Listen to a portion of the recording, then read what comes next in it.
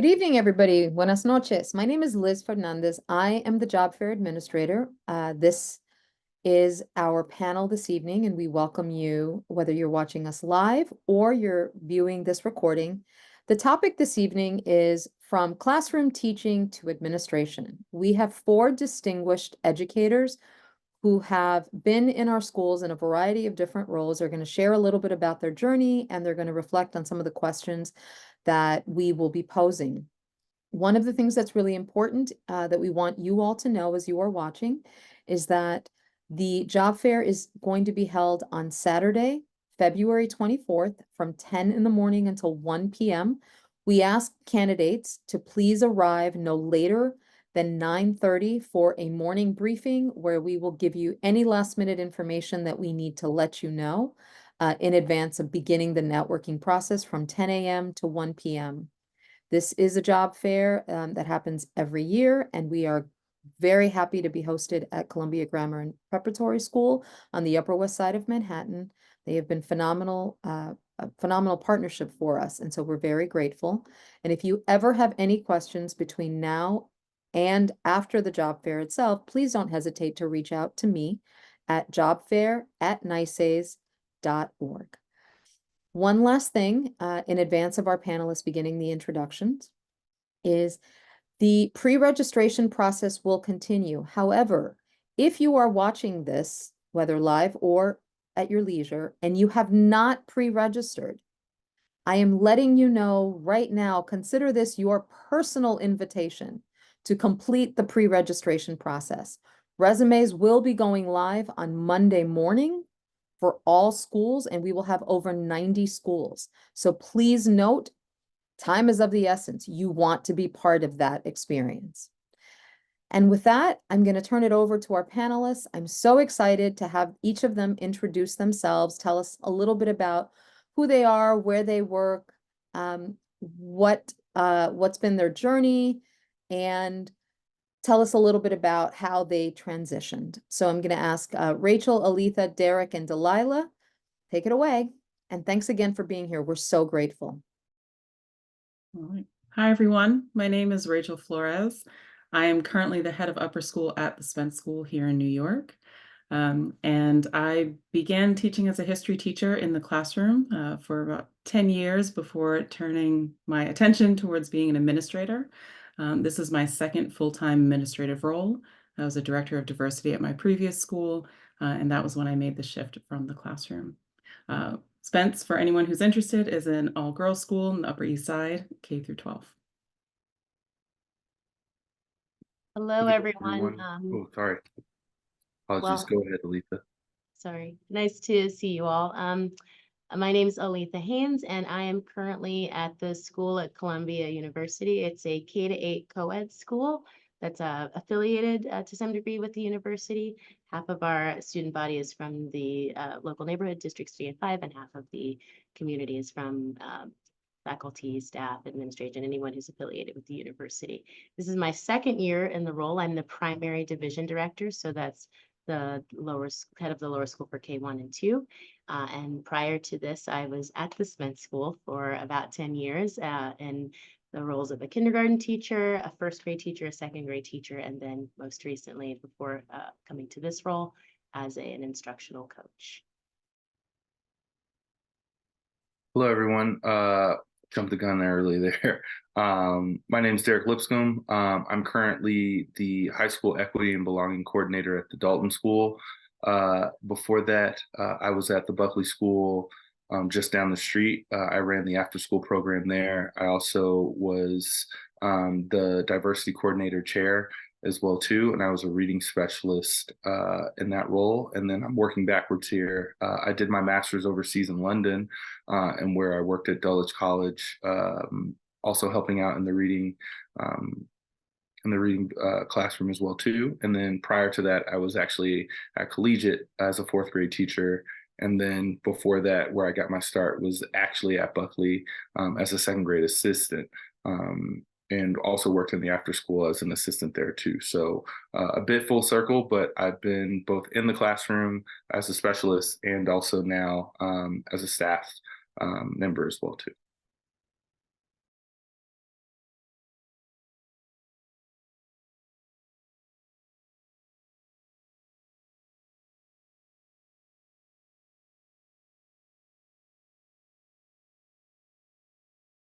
Thanks. I was trying to unmute, it wasn't working.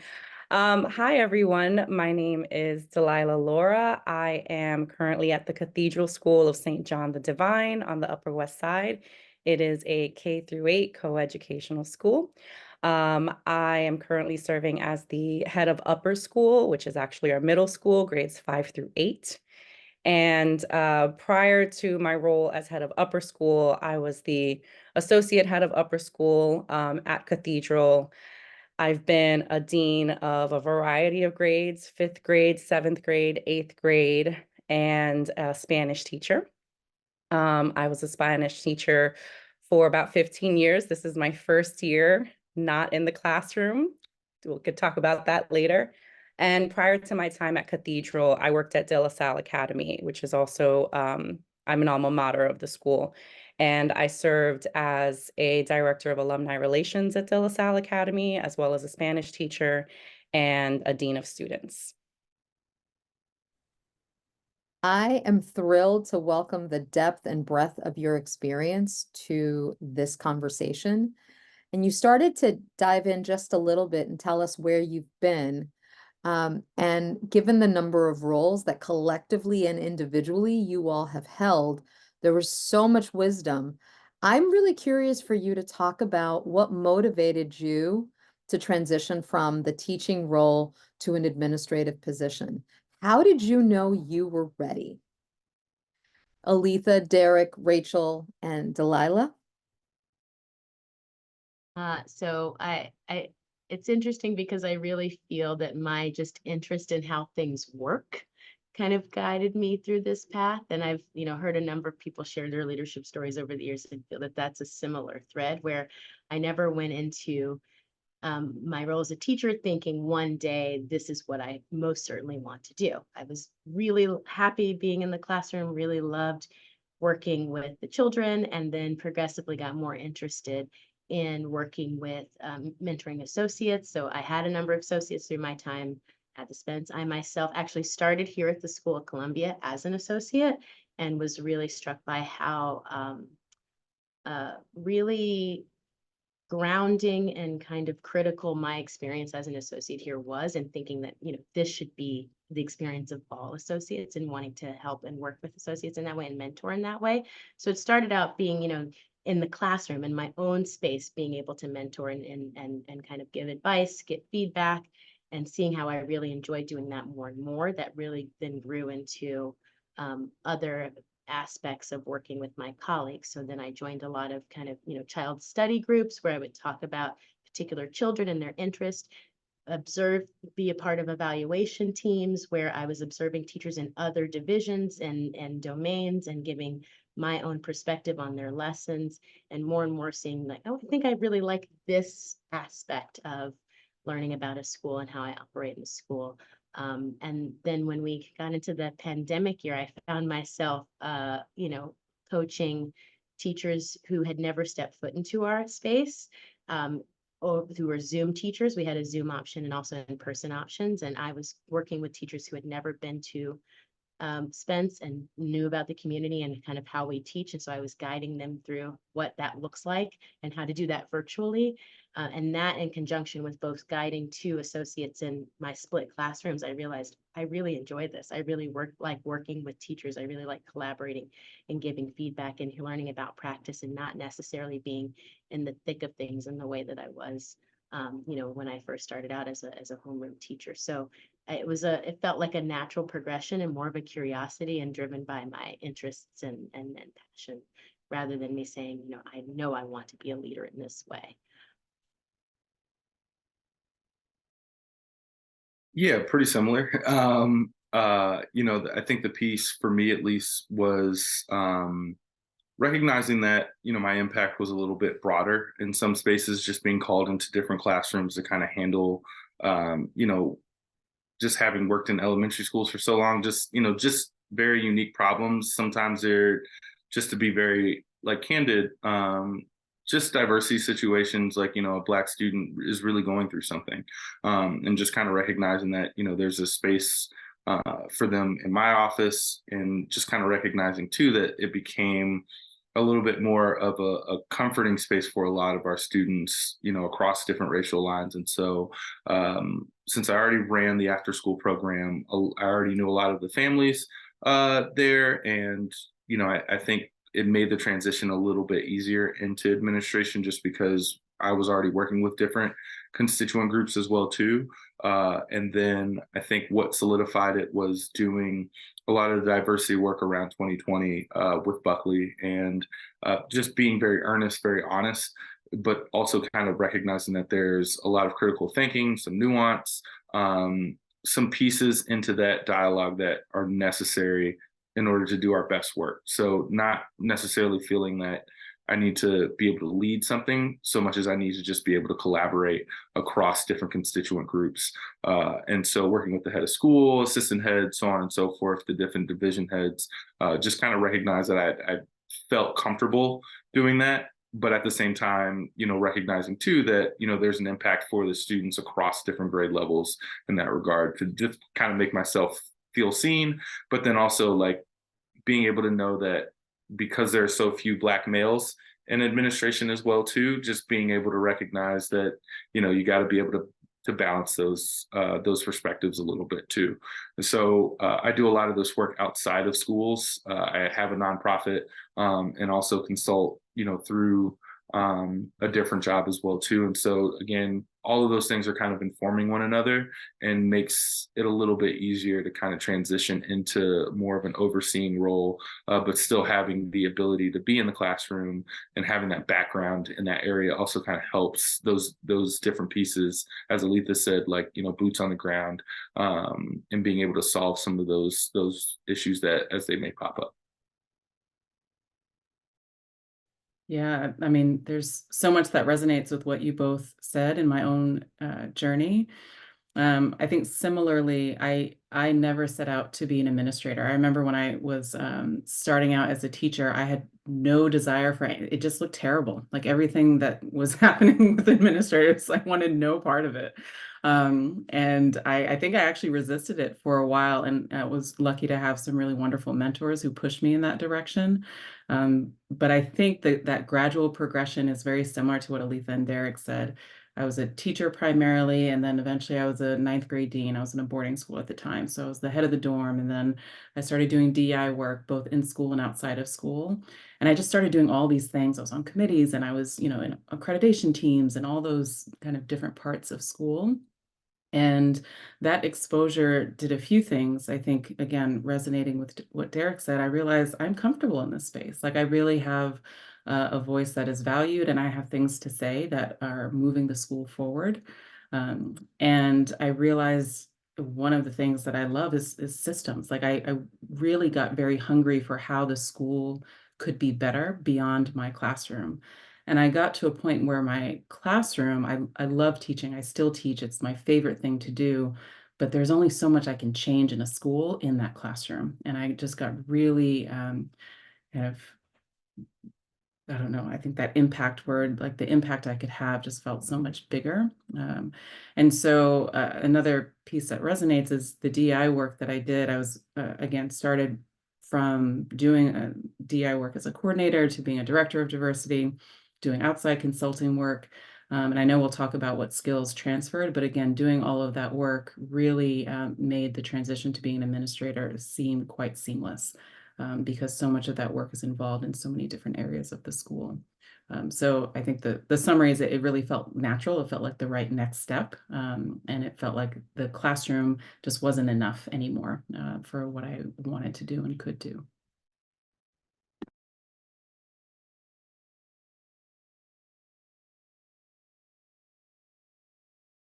So a lot of what you all have said has also resonated with me. I wanted to also add, coming into education was a little unorthodox. I actually started out in nonprofit, working at a major hospital in New York City, a major university in New York City, doing fundraising and alumni relations, and event planning. And so when I was given the opportunity to come back to independent school, because I'm a graduate of independent schools, I was already kind of in the mix in admin, not senior administration, but I was working in alumni relations and simultaneously teaching. And so being able to get an inside look at something like the advancement office or development and what that looked like in an independent school and how that contributed to the overall scope of how things are run, it kind of sparked that curiosity in me. Then growing into understanding curriculum and instruction and how that played a role, and being a teacher and being a colleague and working with other faculty members, um, the the interest in learning more about administration in different areas other than advancement, other than development, started to peak. For me, it did really come down to the mentors that I was exposed to. When I started to become a bit more curious about administration, I signed up for, Interschool Leadership Institute, and I was also a member of the Emerging Leaders Institute as well. So being a part of those organizations as well and having mentors who essentially said, in all of the roles that you've held within your schools, voluntarily, stipend, the many hats that you kind of shift and transition into as a dean and so on and so forth, you're already doing the leadership work. You're a leader without the title. I remember someone telling me that you are already a leader without the title. And I didn't see how impactful that was and what more I could do until that kind of opened my eyes a little bit. Um, and that was it. And that was maybe 2019, when I really started to dig a little deeper and think to myself, hey, maybe administration or being a division head, something along those roles is in the cards for me. And I started pursuing other opportunities to get me there. And here I am. The synergy in your stories is pretty powerful. And I really appreciate, Delilah, what you said about somebody recognizing something in you that you didn't necessarily see immediately. Which connects to what Aletha was doing the work and consistently like, oh, I think I like this. I think I like this, and getting more and more comfortable. I'm curious because Rachel alluded to it. So what are some of those transferable skills and experiences from your teaching career that you've found most valuable in your role as an administrator? I'm just curious for you to think of like one or two examples, figuring that the four of you will come up with, each of you will have different ideas. So Derek, Delilah, Rachel, and Aletha. Sure. The first word that popped up into my head is improvisation, like that improv like aspect to teaching just really does kind of help um, you in that space around just like, game planning, being able to collaborate, if there's crisis management, if there's something that just pops up and, being able to kind of to make space, but then also recognize that, once the students, for example, you want to create an open space to have a discussion, 20 minutes before it happens, you don't have time to build out a curriculum. You don't have time to really kind of to do all of that work, but you just kind of recognize that like this is the same as like running a morning meeting sometimes for second graders, and or being able to step in and sub for somebody that just had to go home really early, and recognize that that administrative role can also kind of really help you build some import with just the students in a different light. I think oftentimes they're very used to seeing their special teachers and their homeroom teachers, and that administrative role is so nebulous to some of the students because a lot of them do want to ask the question of what do you do here, and so just being able to kind of to roll with that and recognize too that there's a level of casualness that you can come into this role too, and recognize that again, I'm really here for you. I'm prioritizing you as a student. And even though I may be, one or two degrees away from you, you're still very much my focal point. And I think from the administrative side, it really does kind of like make it be felt a little bit more when they see, administrators popping in the classrooms, and seeing those administrators be comfortable. So if you know, in my case, I used to do a lot of like, I was a reading specialist, so I did a lot of reading with like kindergarten or something like that.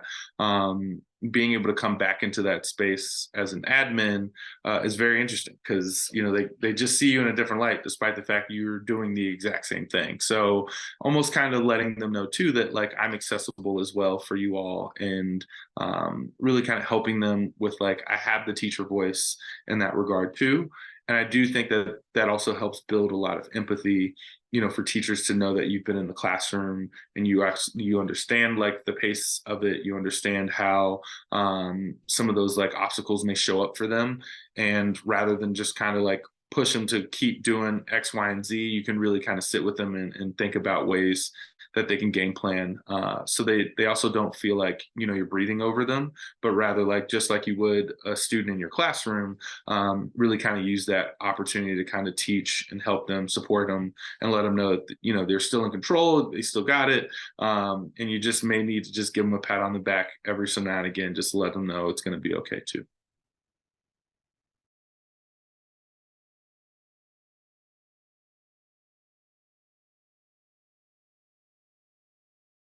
True. I'm going to go ahead and use the word differentiation. Um, and I know that was a real popular one. I think it still is, but I think the whole idea of differentiation, when you think about the work that you do with students, you know, you're trying to think of what's in your toolbox and how can you um, tap into a student's learning style or something that's going to motivate them in order to get the best outcomes, right? I think that piece is very transferable when you're talking about working with a number of constituents. So it's not just with the students, it's also with families, it's also with your, you know, your teachers and your direct reports and your fellow senior administrators and board members and so on and so forth. You're constantly thinking about how are you going to communicate something to an individual and get them to a point where they can see where you're headed or what the ultimate outcome is that you're trying to, you know, the result that you're trying to achieve. And I think that whole understanding of how to do that with my students has really served me as well. Constantly working with teams. How do I get my teams to be motivated? How do I get them to, you know, achieve this particular goal that we're setting out, whether it's with the curriculum or if we're doing some strategic planning as senior administrators? How do we collaborate? And how am I able to convey to people that have different means of communicating, right? So that's a really, I think that is a huge transferable skill, being able to take that toolbox, if you will, of understanding different people and knowing that different people have different needs and how you can all find common ground. Yes, to all of that. The first word that came to mind in terms of the transferable skills or the skills around being a facilitator. So as a teacher, I see my role as being a facilitator of learning, of the classroom, and all the ways that I can imagine it. And I feel like I use those skills all the time as an administrator. In that way, you know, the awareness of the room, of who's in the room, similar to what Delilah was saying, and being able to both adapt and meet people where they are. Um, Being able to hold space for people. I started my role as head of upper school in the middle of COVID in 2020. And so there was a lot of my work at that point and still today that felt like part of my role was a caretaking role, that I really had to hold space and care for people. And, you know, there were a lot of things that we had to do, but if the faculty under my division weren't being cared for, didn't feel the things that they need to feel, nothing else was really going to get done. And so some of that really came from being in the classroom and how I work with students, that they need to feel trust. They need to know I'm there for them. They need to know that I can tell when they're having a bad day or when they need something more from me. And all of those skills I felt like really were useful in COVID, and they still are now in terms of being transferable, and ones that I think any leader in any space would benefit from a couple years in the classroom just to hone those skills. I almost wanted to give that an amen. The first, I'm going to cheat a little bit and throw a couple of words in, because I first thought just from the the transferable from directly from the classroom to leadership, collaboration, and inquiry came up. So as a very similar to Rachel, as the teacher in the space, obviously I have a sense of the scope and sequence of and where benchmarks, what have you, where I need, want the children to end up. And that doesn't happen in isolation, right? I need to be in partnership with their learning, in partnership with the other teachers that are work with them, in partnership with families in particular, to share what I'm seeing in terms of progress and growth. And that's very true in this role, in the different facets that I operate in. So I'm collaborating with the teachers who are really on the ground doing the work. And to Derek's point, knowing what that feels like on the other side, and knowing all of the demands of your day and what you're trying to kind of accomplish with those students, and then having the bird's eye view of an overall progression, an overall kind of goal for both the grades and the division is really helpful, because I can understand the nuance in that, but it's also in conversation. I don't necessarily, set out to make arbitrary decisions without including the team and the different perspectives, and knowing how valuable it is to have those perspectives. And particularly because I'm also entering into a new community, I need to be mindful that there's history, there's context, there's reasons for why things happen the way they are, and being in having an inquiry mindset about that, asking if something seems like it's like, oh, that's interesting, tell me more about how this works, or how has this worked in the past? Do you feel that this, is serving you in this way? Is this up for reevaluation? So that I can then gauge where we can move, or where what things we need to keep. I think it's so often we think about things we need to shift and change, and I don't know that we always as schools think about what's really solid and what we could keep. So that inquiry piece is really important. But then I think when I zoom out a little bit and think about just who I am as a human, there's no one way to teach. And I think similarly, there's no one way to lead. And I think going into this, I definitely thought there was a way to be an independent school division director, and really understanding that I didn't necessarily get hired because I was an independent school division director. I got hired because of my experiences, but also who I am as a person. And so authenticity, I think, is really, really important, particularly with building relationships. That's across the board with students, with families, and with your colleagues. It's really hard to work in collaboration with someone if you don't feel like they're genuine. And so I think I really, stick to that, because that's kind of my guiding post. Your gut reaction or your gut kind of instincts about something is worth keeping into consideration when you're making decisions in collaboration. So, that authenticity piece is really important, and understanding that leadership, just like teaching, is a practice, right? It's not that you get to this point as a director or an administrator and you're set. You can still reflect on your practice. You definitely should be getting feedback on your practice, and then being able to take that into consideration as you're moving forward. So I think all of those things that were true in the classroom as a homeroom teacher are certainly true as an administrator. Talk about pearls of wisdom. Wow. So I'm going to shift slightly, and just ask you if you could isolate one specific challenge that you faced in your transition from classroom to an administrative role, and how did you overcome it? So just briefly sort of think about what's that one example of a challenge that you experienced. Um, Delilah, Derek, Rachel, Aletha.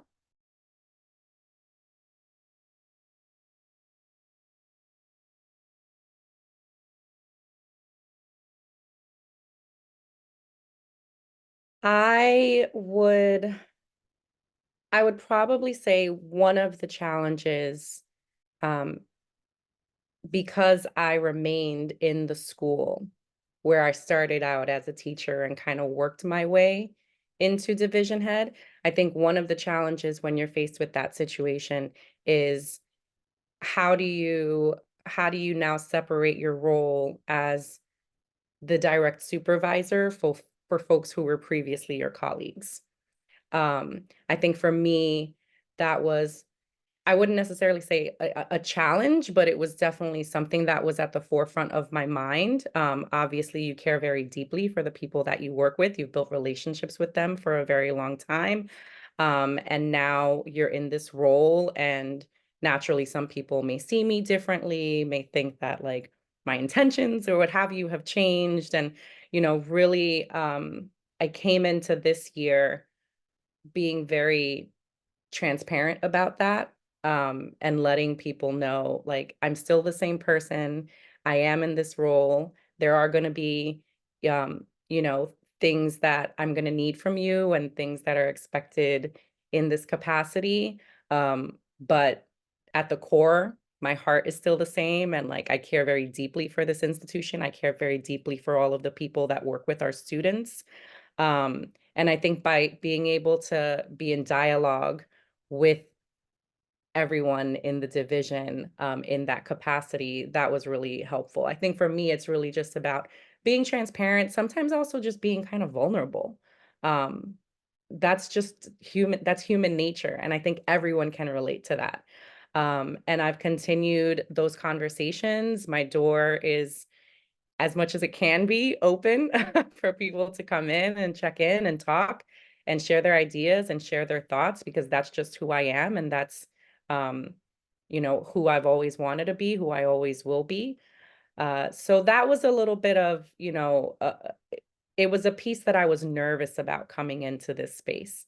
And I've grown a bit more comfortable in that capacity. And I think the folks that work at Cathedral in the upper school division, um, I hope would feel comfortable knowing that now, I don't know however many months in, we're in a good place. You've got like a really great head of school over there with Erica too. So, it's the other Yeah, piece that helps. that definitely helps to have that Certainly support. does. Yeah.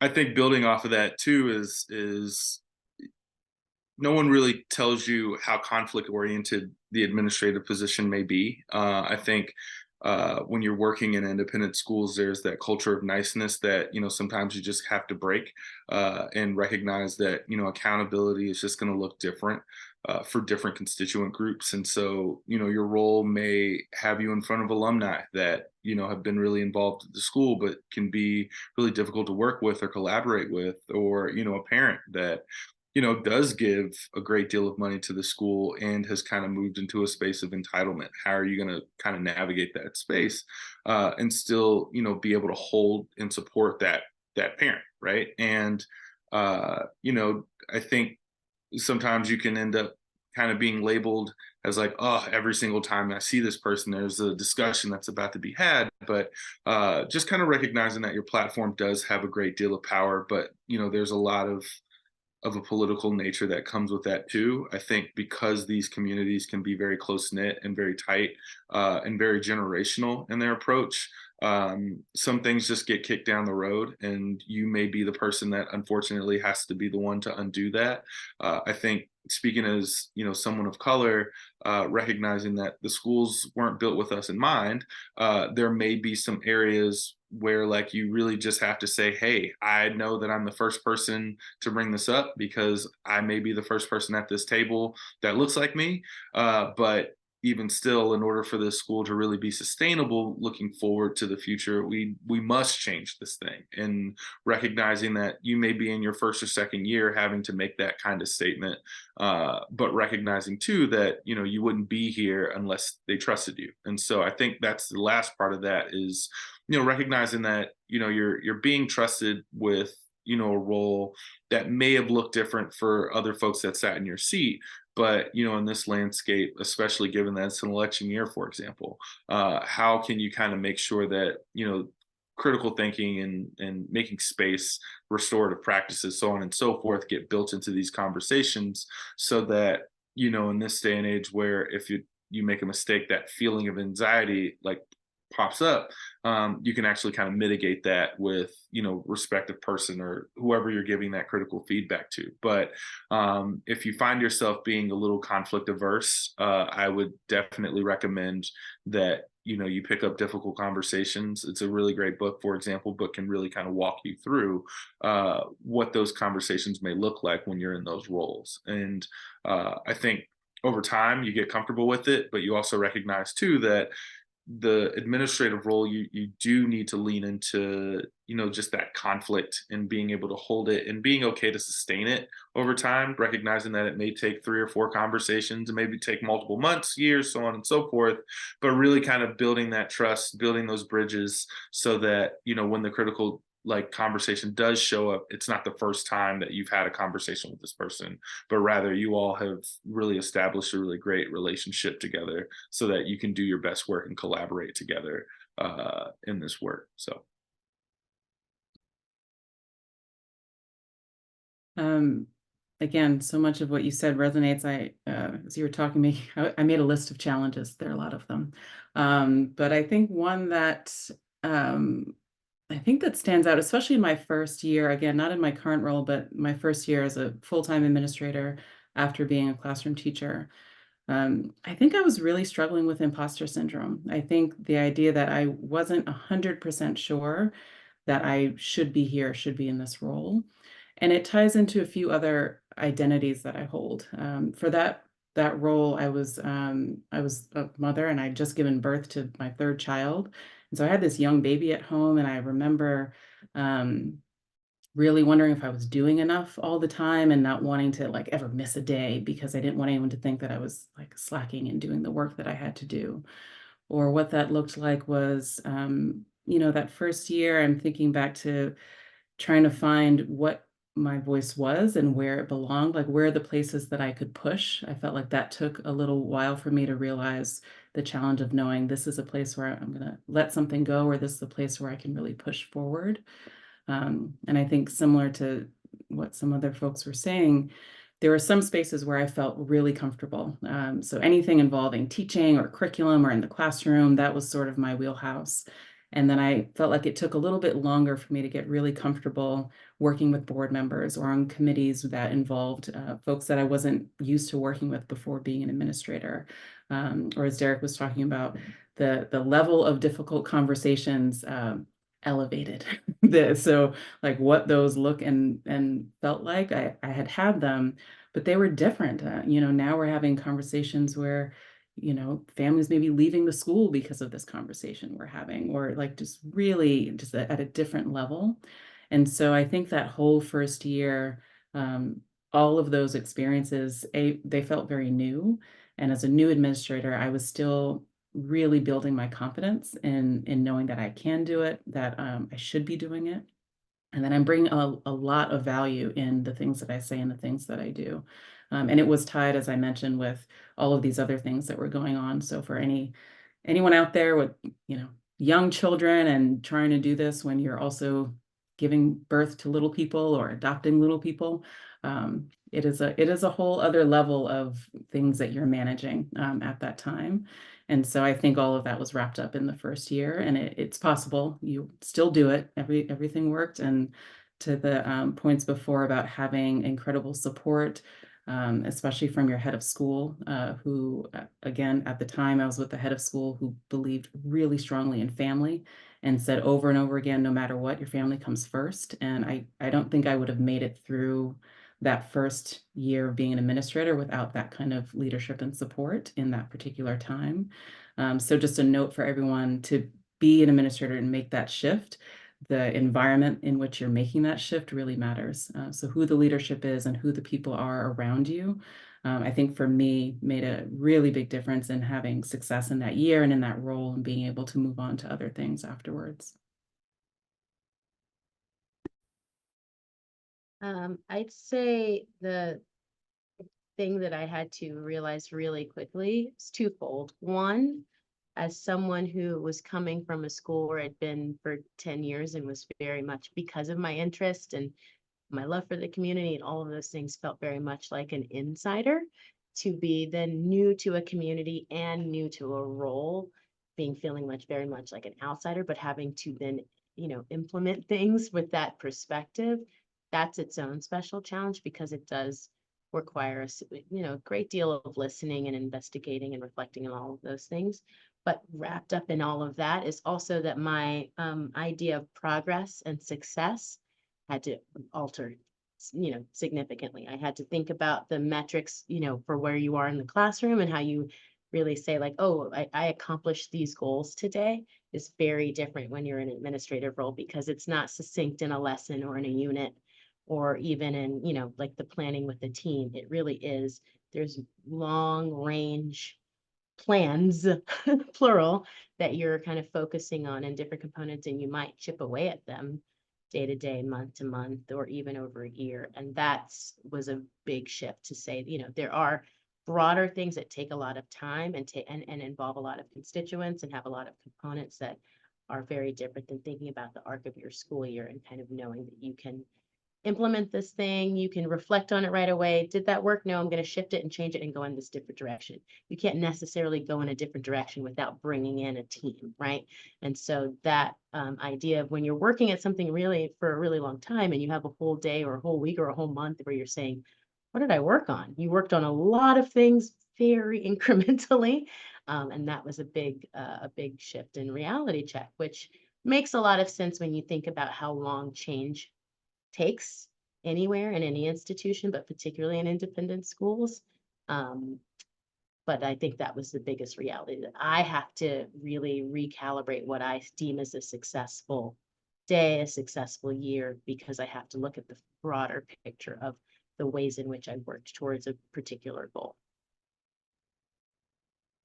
Thank you all so much for your thoughtful reflections.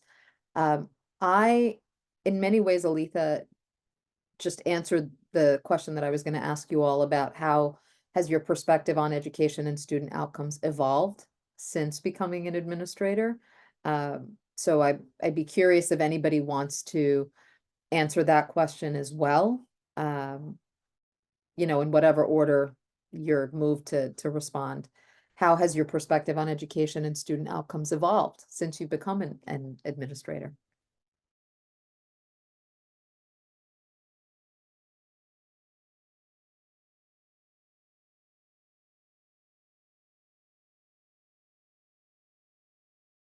I guess I can go first. The first thing the thing I keep kind of coming back to is the importance of time, and recognizing too that this day and age, I think the educational landscape looks completely different than when we were the students' ages, and I think there's a bit of a squeeze now. That feeling of wanting to do everything, for a lot of students. The carrot at the end of the stick is going to really prestigious schools coming from these independent schools, and use the administrator slash, like, sometimes like even a bit of a coach to some degree, kind of helping them understand that it's going to be okay.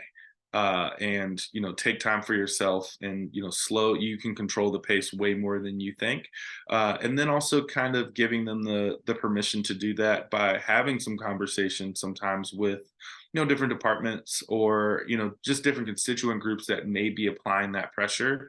And kind of recognizing that, again, you're really trying to figure out where the balance is that works for your school, and for that student as well too. I think it's important to kind of keep that in perspective, that at the end of the day, it's really about getting these kids uh, through our schools, with a healthy mindset, and with their mental health intact. I think those are really strong components of ways that the student will want to give back after they leave. And so I'm also thinking about just retention, and recognizing again that these are kids that are going to grow up and want to send their own like children here, and how can we kind of maintain that relationship. And when I put that in perspective with my work as an administrator, staff, or what have you, it really just comes back to who are we centering in this conversation?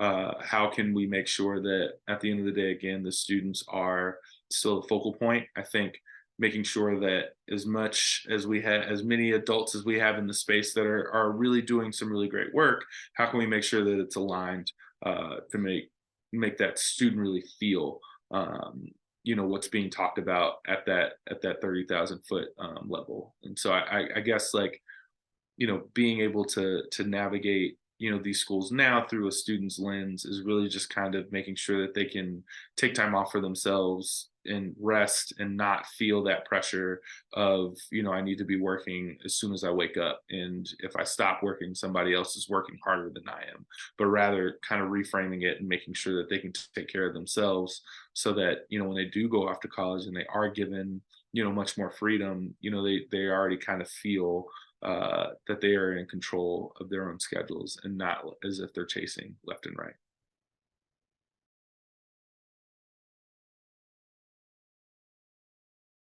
Thank you for that. Yeah, that definitely resonates with me. I think one of the things that I believe Alita had mentioned earlier was sort of the bird's eye view of things. And I think back to, especially my earlier days in the classroom, saying, my kids, my kids, my kids. And we know that it takes a village, but I think now being in this role and in this position, I see so much more clearly the village that is required to raise these children. Working with the parents, partnering with the parents, working with, the learning specialists and the psychologists and the advisors, like all of these adults, all of these trusted adults are part of the fabric of, this child that is growing and that is in our care. And I think now I don't think of it so much as my children as I think of it as our children. And we're all working together to build these kids up. We're all working together to support them and give them all of the tools and all of the skills academically, socially, emotionally that they need. That is a big sort of eye opener for me coming into administration. Yeah, I want to second Delilah's point. I was thinking the same thing. And the only small part that I'll add that has shifted for me is recognizing how much I didn't know as a classroom teacher, like how many parts of that child's story, or how many, as you said, how many people are involved. When a student in my class got a bad grade on a test, I was focused on the test and I'll work with them on the test. In my role now, if a student gets a bad grade on a test, depending on that student, we're pulling in 18 people to see what's going on and what that means and who's calling home. And, there's a whole village, I think the language that you all use behind working and supporting with students, and that education feels so much more holistic from this view that I'm in. So that really resonates with me as well. Your insights once again, just I appreciate the language of it's a village. I mean, it really is a partnership between the school and home. And while at times it may be challenging, at the end of the day, the educators who are employed at the school and the parents who have entrusted that school to guide their children really want, I think, the very best for that individual student. And so that's one of the things that I am always keeping sort of front and center.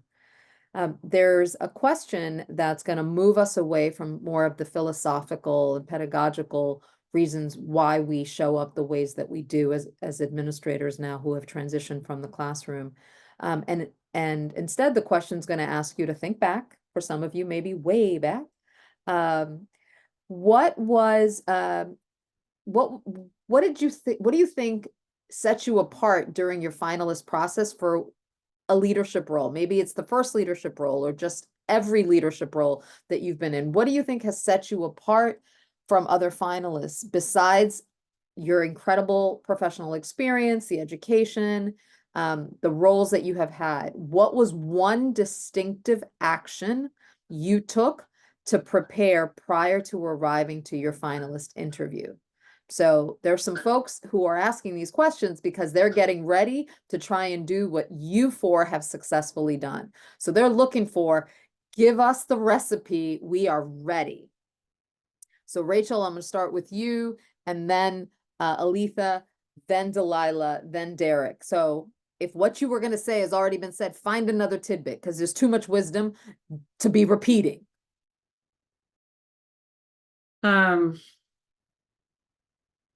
So the first thought that came to mind, and this is I think it's obvious, but I'm going to say it anyway.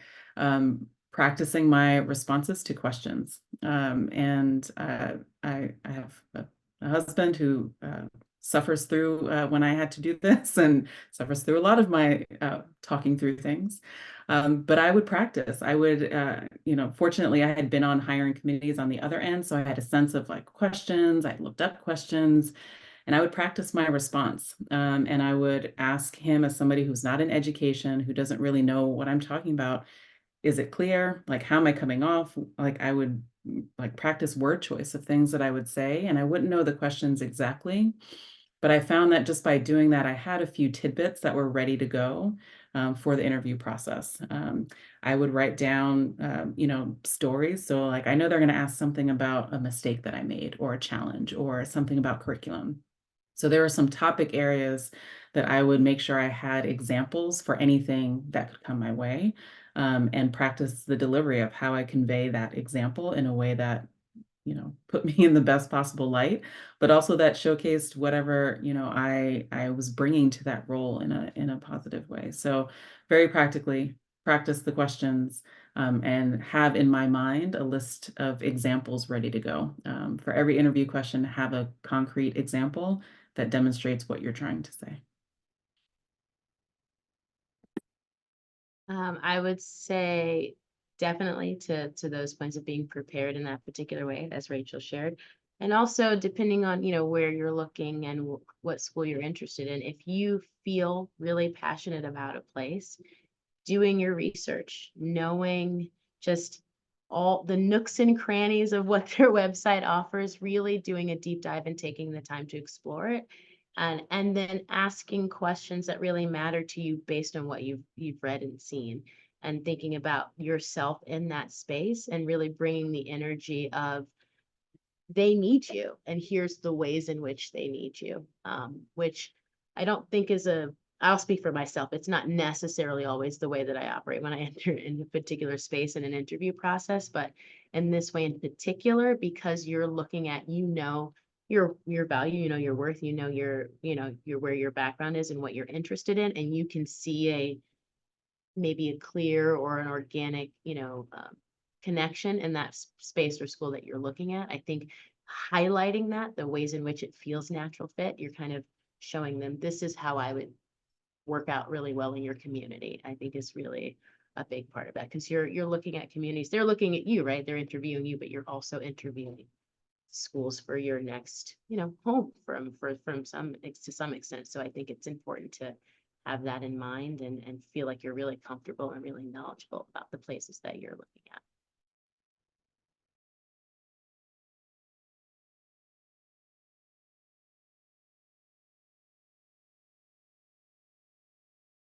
I was thinking the same thing, but I'm gonna try to think of something else. But certainly, the the thinking through the questions, thinking through scenarios, experiences that you've had. I'm gonna say, honestly, the night before or the morning of that final interview, like, you need to hype yourself up a little bit, right? You've got to build up, that confidence. Oftentimes you are a finalist after like dozens and dozens of candidates have gone through, right? So thinking about the fact that you've come this far, that you're one of three or one of however many people that are now a very likely candidate for this role, like that is a huge accomplishment in and of itself.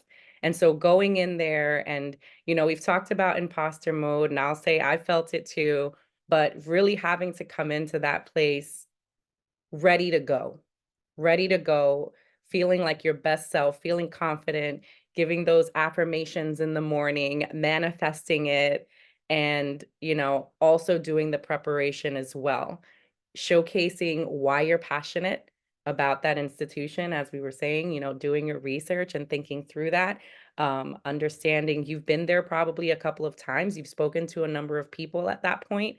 So I think that is a big key piece as well. You can't go in there sort of ho hum hum. You really need to show your best self. And the only way you're going to show your best self is if you can hype yourself up. Building off of it like perfect authenticity, and really just kind of leaning into who you are, as Aletha said, like you know your values, you know how those align with the school as well too. And then, just being able to build off of Delilah's like statement as well, like there's so much to be said when you can lean into that confidently and lean into that idea of who you are, and like, look, like this is quite literally just who I am inside and outside of the school. You're not going to find a different version of me in the way that I would handle some of these things, simply because that's just who I am as a person. And I think when you can come into it very casually but confidently, and really kind of lean into that idea that like I am who I am and I can't change, in terms of just like, what I hold core to myself. I really do think that schools appreciate that a lot more than you giving the answer that you think they may want to hear, because the other piece of that is consistency. How can you show up the same way every day, and if what you're presenting isn't true to who you are, then there's going to be some incongruency there, and it's going to become difficult to kind of maintain that. And so, really kind of living with that level of comfort of, this is my truth, this is how I'm showing up, and being very honest with that. I do think that schools like appreciate it. They do like the idea that, if they come to you in earnest, you're going to give them, an answer in earnest, and be transparent, as Delilah said earlier, and really, like, again, just be who you are. So that would be my thing, just authenticity. So the four of you have shown up in the best possible ways, whatever hyping you did to join us this evening to get ready to really tackle these questions so thoughtfully and thoroughly and candidly. I want to really thank you. I knew that an hour would not be enough of time, and I know there's so much more wisdom within each of you. I just want to recognize you for the suggestions and pearls of wisdom that you've offered our audience today. And I want to continue to encourage you to bring the best versions of yourselves, and to keep paying it forward in the ways in which we all stand on the shoulders of people who came before us. Now we are the anchors for the future. So with that, I want to thank you, each of you. I want to thank my colleague Maria and my team at NYSAIS for all of your incredible support. And I want to remind everybody who is watching this panel, there are several other panels. Each one features different voices, different schools, different experiences, different insight. I really want to encourage people to watch as many of them as you possibly can for the 2024 season, as well as previous seasons. They are all available on the NYSAIS website. There is something to be learned from each one, and that would be something that I'd encourage you to invest the time, go out for a walk, and just put it on. You don't have to see people, you just have to listen to the incredible wisdom that they are offering. A reminder, if you haven't already registered, people, what are you waiting for? Please pre-register as soon as possible. It is free for candidates. It is such a simple process. And all of the database of candidate materials is going to go live with schools starting on Monday. You definitely want to be part of that. If you have any questions at any point, please do not hesitate to contact me. jobfair@nysais.org. That's jobfair@nysais.org. As always, it is a pleasure to host these conversations. I want to recognize and thank my colleagues on the call and my colleagues behind the scenes. I want to thank you for listening. I want to wish you a fantastic evening, or whenever you watch it. Have a great day, and just know we're here to support you in your journey. We're looking for dedicated educators to join our schools, because our kids really deserve to see us in incredible leadership positions in the classroom and beyond the classroom, because there's work to be done everywhere. Thank you so much. Take care.